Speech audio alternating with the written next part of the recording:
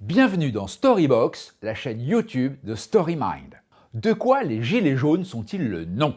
Les interprétations divergent quant à la complexité de l'événement. On peut avancer 4 clés.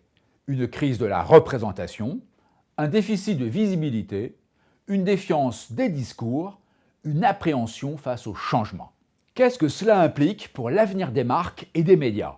On décolle le phénomène en 3 minutes.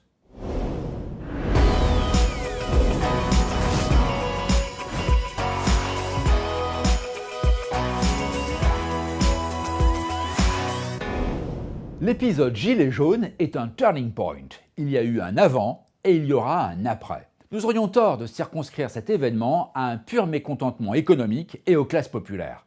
C'est tout le modèle de la conviction, du discours et du désir qui est durablement impacté. On ne pourra plus vendre un produit, informer ou créer de l'attention avec les mêmes réflexes. Cette crise sociale met en lumière des tendances fortes pour le discours des marques et des médias.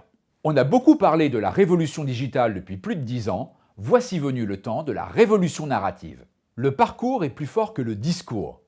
La mise en avant de l'usager est plus attendue que celle du produit. L'expérience est plus désirable que l'expertise. La préférence est plus essentielle que la référence.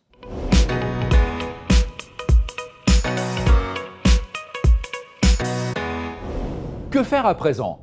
Il n'y a pas de miracle face à la fatigue des discours. Changer de narration n'est plus un risque, mais une chance pour être audible. Les pistes ne manquent pas pour réchauffer la relation entre émetteurs et récepteurs.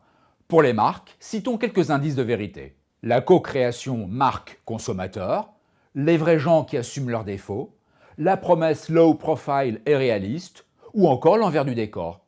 Pour l'information, d'autres pistes sont à l'étude. Le journalisme participatif, l'expérience immersive gonzo, l'investigation pugnace, ou encore le journalisme de solution. Que retenir de ce Storybox?